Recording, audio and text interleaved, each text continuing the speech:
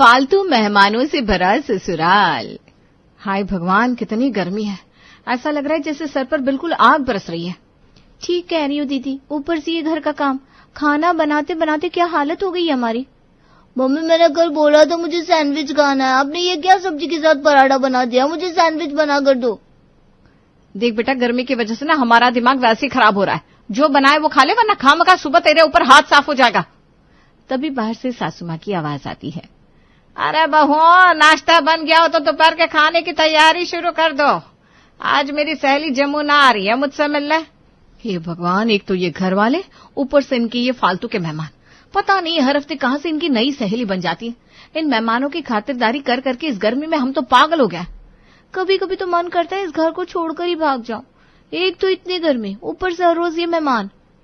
अरे बहू, जरा 2 कप गर्मा गर्म चाय तो बनाकर लाना, तुम्हारे सतीश अंकल आए हैं। जी पापा जी ला रहे। इनकी ही कसर थी, सबका नाश्ता बना के हटे और अब ये सतीश अंकल आ गए।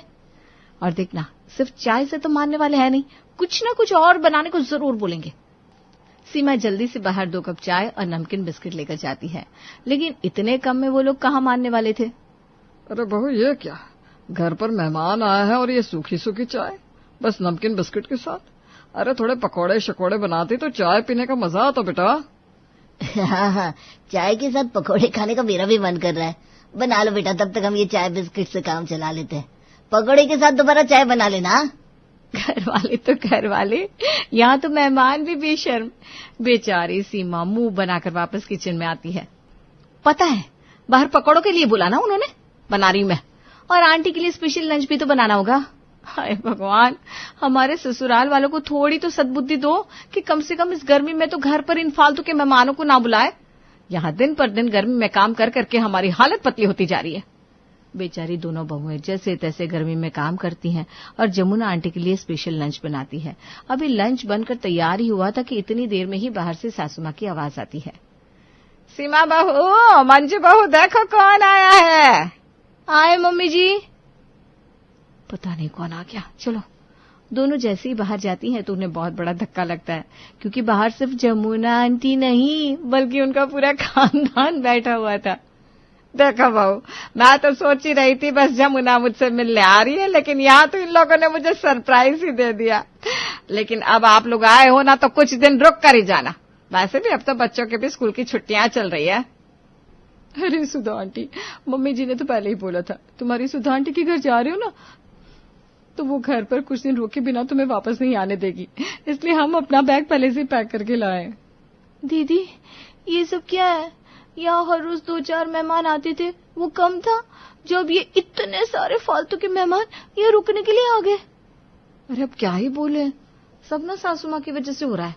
क्या जरूरत ही नहीं यहाँ बुलाने की।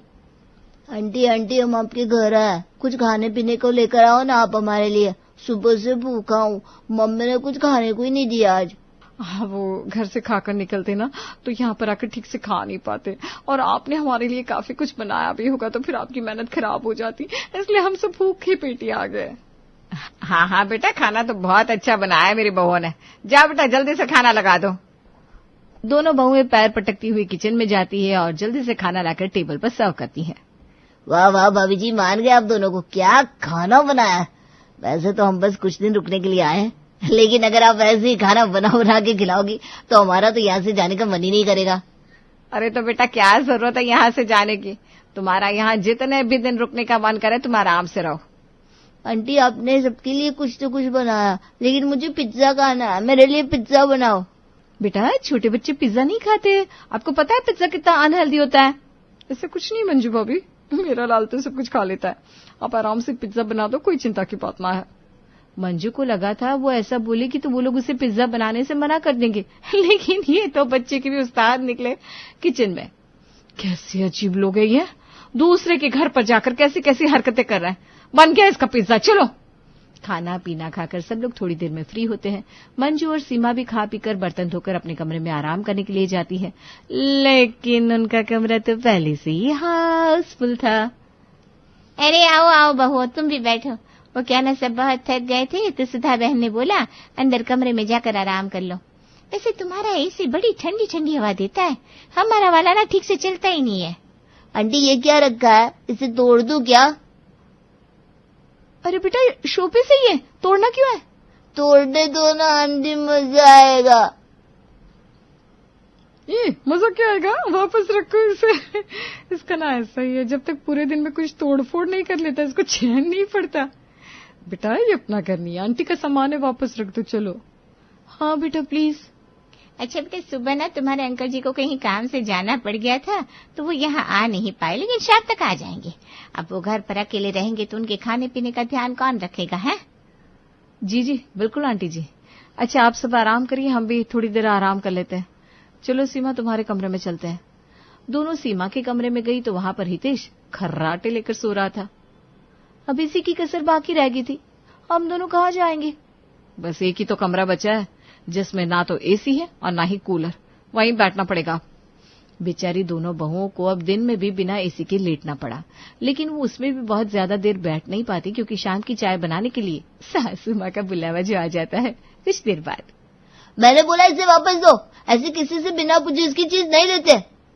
लेकिन मैं तेरा दोस्त हूँ ना, मैं तो तेरे घर पे रुकने भी आया हूँ, कोई मेहमान को ऐसे मना थोड़ी ना करता है। तेरा खिलौना क्या मेरा नहीं है?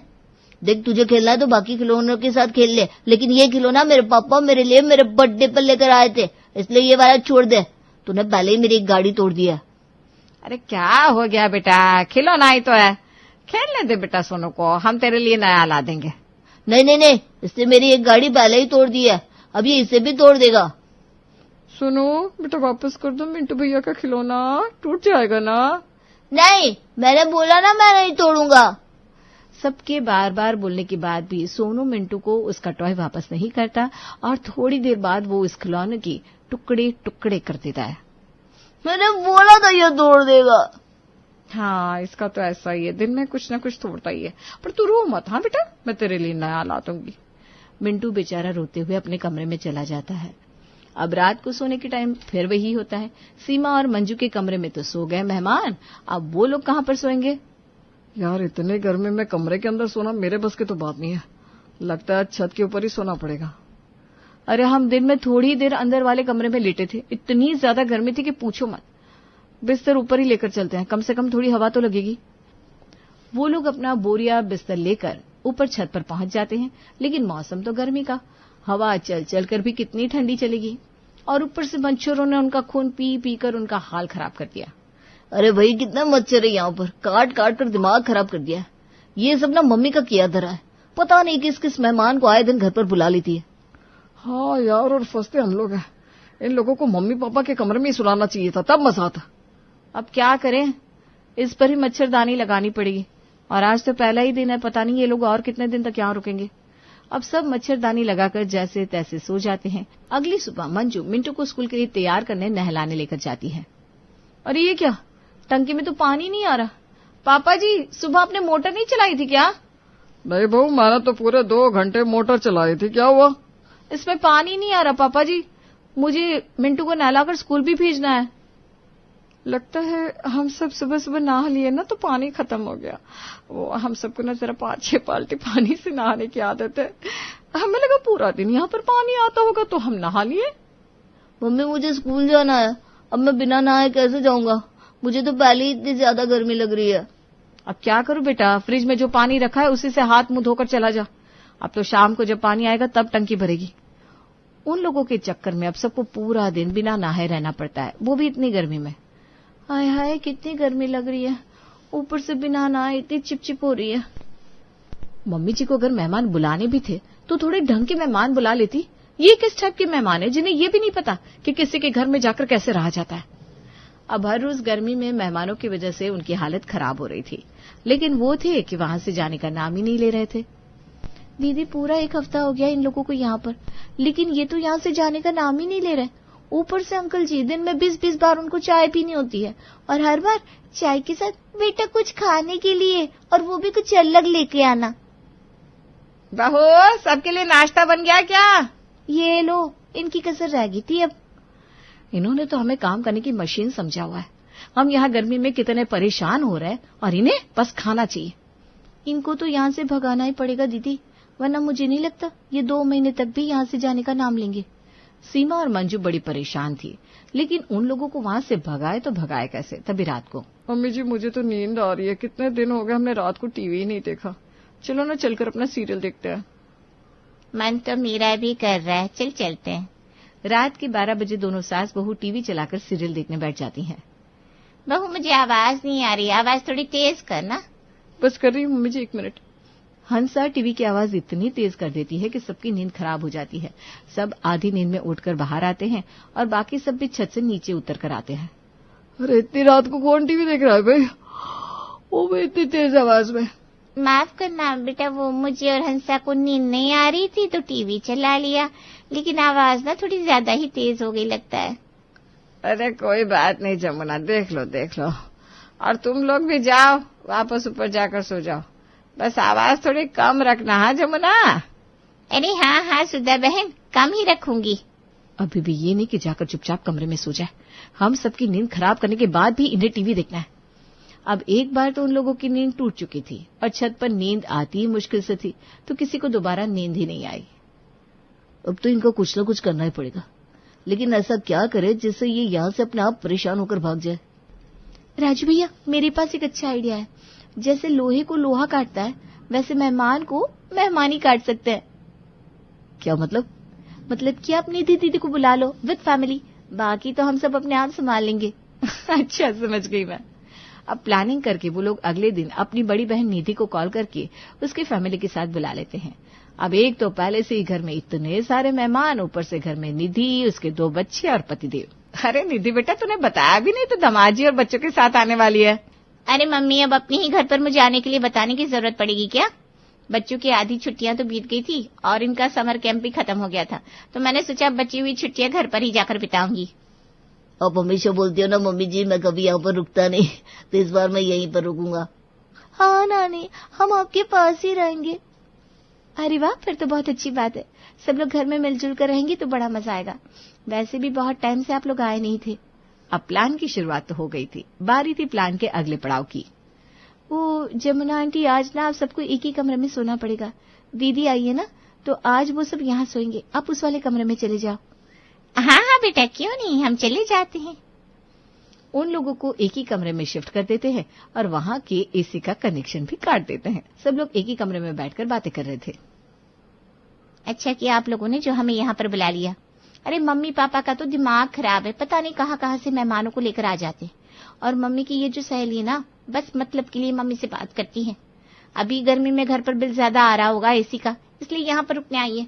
जब हम छोटे थे ना, तब भी ये आंटी यही करती थी। लेकिन अब तो हमने एसी का कनेक्शन ही काट दिया है।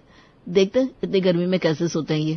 बाप रे, आज तो कुछ ज्यादा ही गर्मी लग रही है इस कमरे में, लगता है एसी खराब हो गया है। ऊपर से हम सब एक ही कमरे में है तो वैसे ही गर्मी ज्यादा लग रही है। हाय भगवान, क्या करे। आज तो हम कुछ कर भी नहीं सकते, दूसरे वाले कमरे में वो लोग सो रहे हैं ना। हम तो खुद यहाँ एसी के चक्कर में आए थे और एसी ही खराब हो गया। अभी तक तो सिर्फ एसी ही खराब हुआ था, लेकिन अगले दिन बारी थी प्लान के अगले पड़ाव की। अरे जल्दी फ्यूज उड़ा दो ना संदीप जी, किसी ने देख लिया तो पता चल जाएगा। अरे कुछ पता नहीं चलेगा, सब अंदर बैठे। संदीप आज बिजली का फ्यूज ही उड़ा देता है, जिससे गर्मी में सबका हाल बेहाल हो जाता है। सुबह से शाम हो जाती है, लेकिन लाइटें के आने का नाम ही नहीं लेती। अरे ऐसा क्या हो गया इस लाइट को, सुबह से आने का नाम ही नहीं ले रही।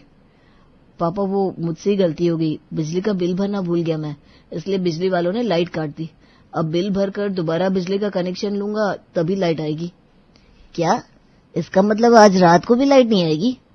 अरे रात को क्या, अभी 2-3 दिन लाइट नहीं आएगी और शायद इससे भी ज्यादा टाइम लग सकता है। इतनी गर्मी में बिना लाइट के तो हाल बेहाल हो रखा है। अब क्या करें, आज तो हमें छत पर ही सोना पड़ेगा। अरे बेटा तुम्हें क्या, सबको ही छत पर सोना पड़ेगा। ये राजू भी ना, आज सब लोगों को छत पर ही सोना पड़ता है और मच्छर काट काट कर सबका दिमाग खराब कर देते हैं। तभी अगली सुबह, अरे टंकी में तो पानी नहीं है। जब लाइट ही नहीं है तो टंकी में पानी कहाँ से आएगा हंसा बहन? मोटर चलाएंगे तभी तो पानी भरेगा। लेकिन मुझे तो बहुत गर्मी लग रही है, मैं कैसे नहाऊंगा? बेटा अब कुछ दिन बिना नहाए ही रहना पड़ेगा और पीने का पानी भी दिन में सबको 1 गिलास ही मिलेगा। खाने को रोटी और चटनी, क्योंकि ज्यादा कुछ बनाने के लिए पानी नहीं है ना। क्या भाभी, हम इतने दिन बाद रुकने आए और अभी ये सब हो गया? अब जो ऐश करने जमुना का परिवार यहाँ पर आया था, ऐश के बदले उन्हें तो सजा मिल गई। उन्होंने शाम होने से पहले ही अपना बैग पैक करके तैयार कर लिया।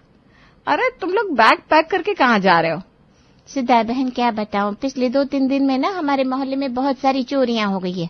अगर अभी घर पर नहीं गए तो थोड़ी दिक्कत हो जाएगी, कभी बाद में फिर से आएंगे हम। अच्छा, लेकिन थोड़े दिन और रुकते तो सही रहता। अरे मम्मी जी, लेकिन अगर उनका घर का सामान चोरी हो गया तो दिक्कत हो जाएगी ना। आप जाओ। हाँ जमुना आंटी, हम बुरा नहीं मानेंगे।